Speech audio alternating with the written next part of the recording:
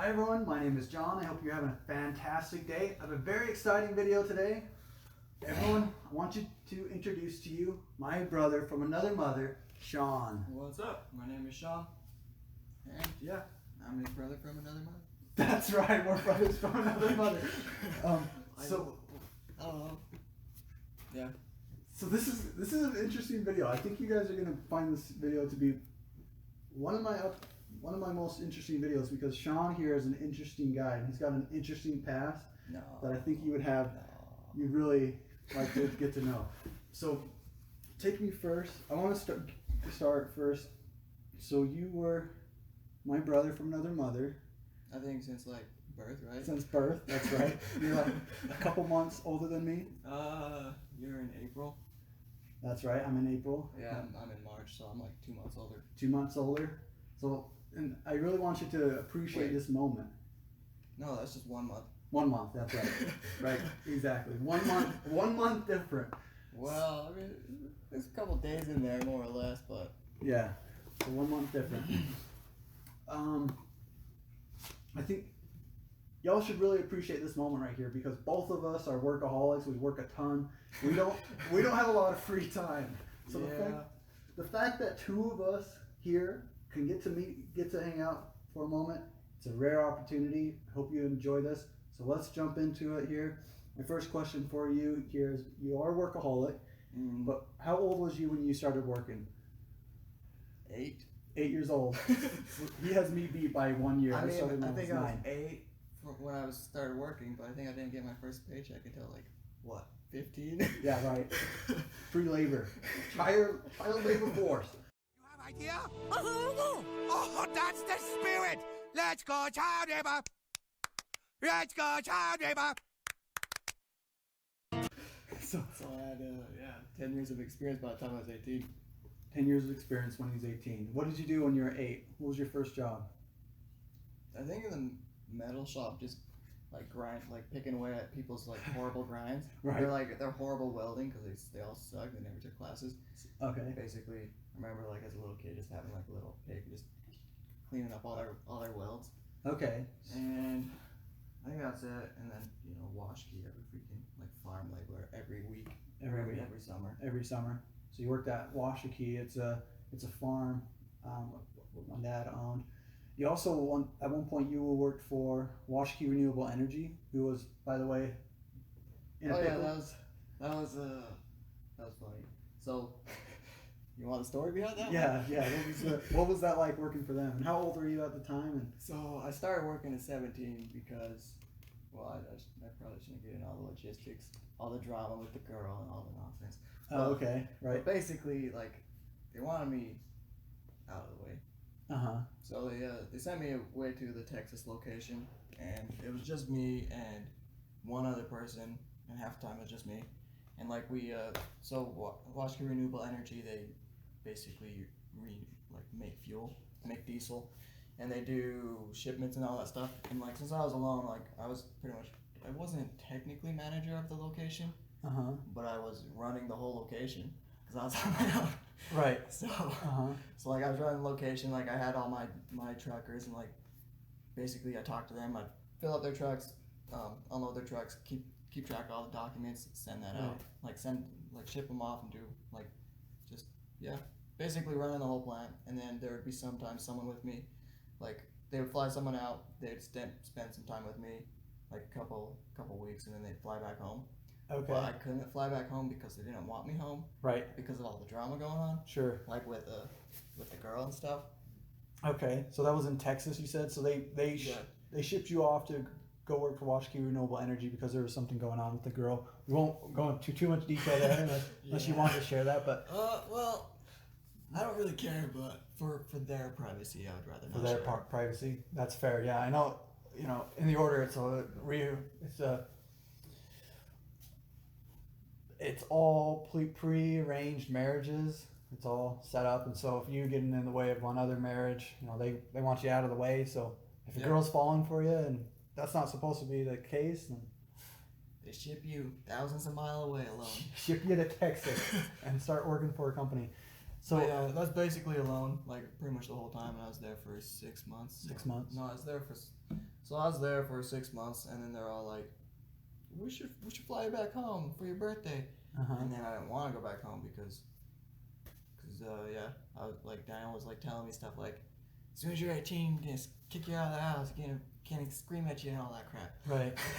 Yeah. So they were like, we should fly you back home for your 18th birthday, and I was just like, oh, I don't want to go back home. I don't want to go back home.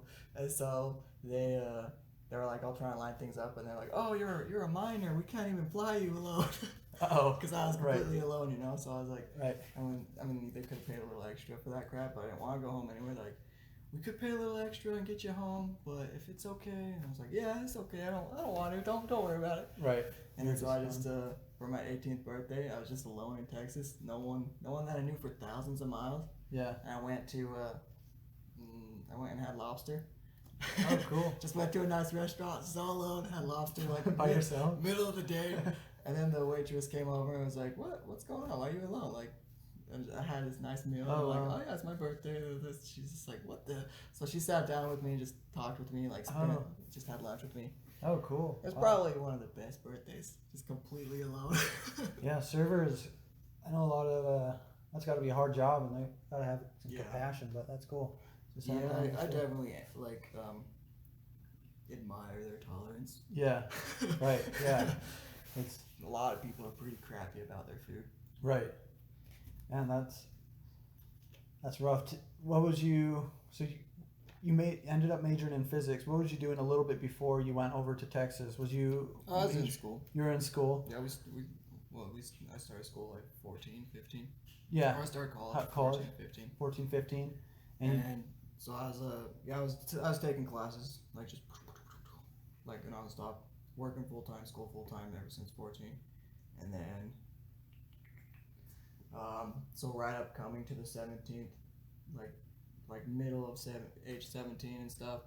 Then they were like, we should get you to Texas. You'll make so much money. Right. And I was getting a little frustrated with school because like I was getting I was a straight A student, like A's and A's, minuses, and then like maybe 1 B plus in like a whole year length. Sure. And then Calc 1, I failed. Like, right. I failed Calc 1, so I was like really discouraged. And then there's all this bullcrap drama going on with people. And then so they're like, we should get you to Texas. And I was like, yeah, I'll take a break from school. Sure. So I went to Texas, and like I accepted. Even like I'm pretty sure I could have declined, but then it would have just been a big mess. Right. So yeah, I accepted and just went to Texas, and then just was up there managing the whole plant. Yeah. And let's see. Yeah, basically it was just managing the whole plant. Just all alone for the most part. I mean, yeah. Sometimes people were there, but they would come and go. Right.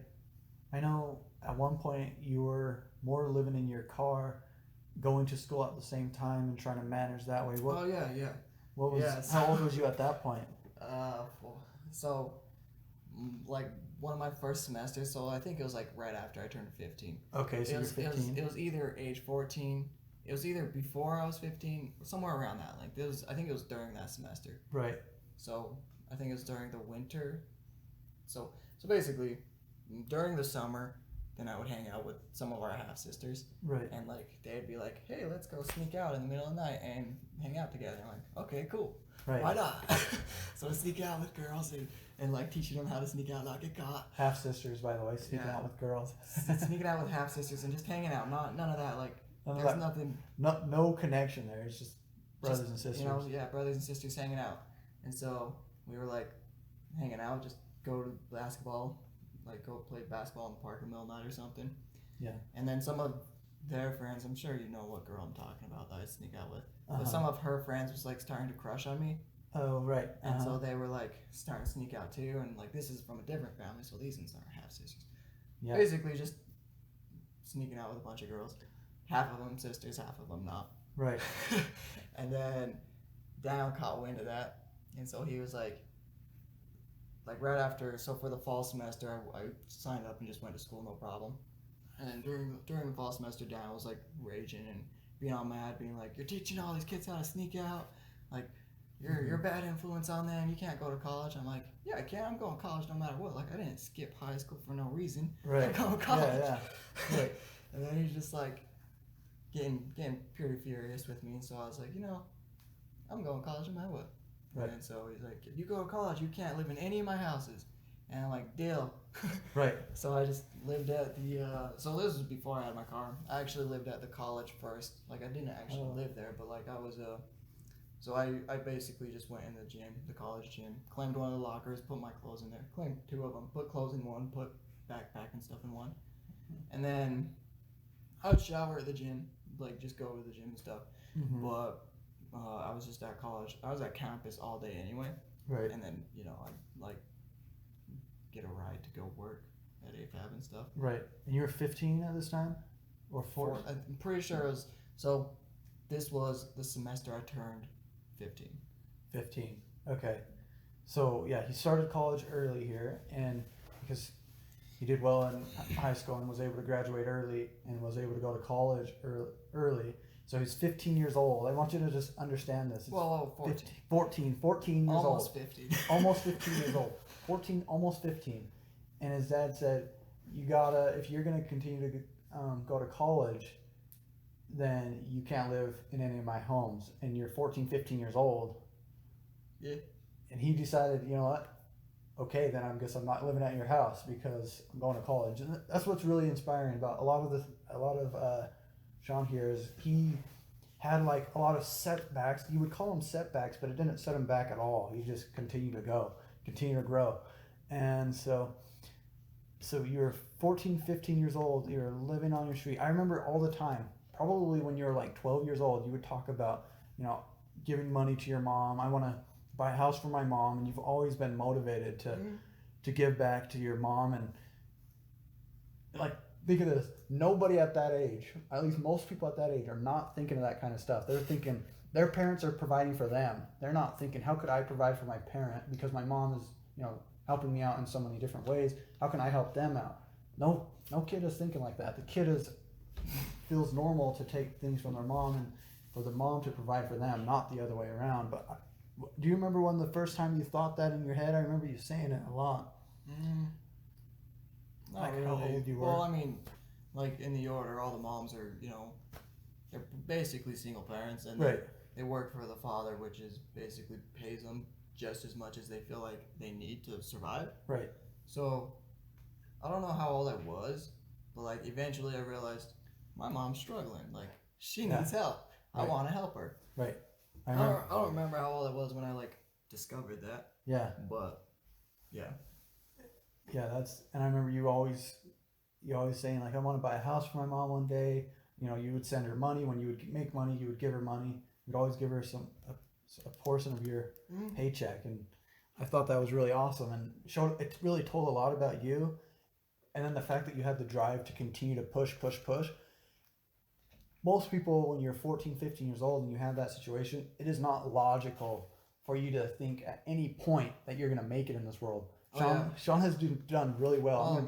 Just to be clear, like my mom didn't know I was homeless. She didn't realize at the time. Okay, yeah. So his mom. She wasn't aware of that. Yeah. Good clarification. His mom didn't know. It was more of his dad that said, "Hey, if you want to go to college," or my dad too. So it was my dad. I don't know what my dad is doing, telling him what to do. Oh, he's my dad too. He's your dad too. Come on, yeah. So I just thought that was really cool that you're always like, hey, my mom's not doing as good as I want her to be doing. I want to help her out, so she's doing as good as I want her to be doing. I want her to be doing awesome. So that's cool.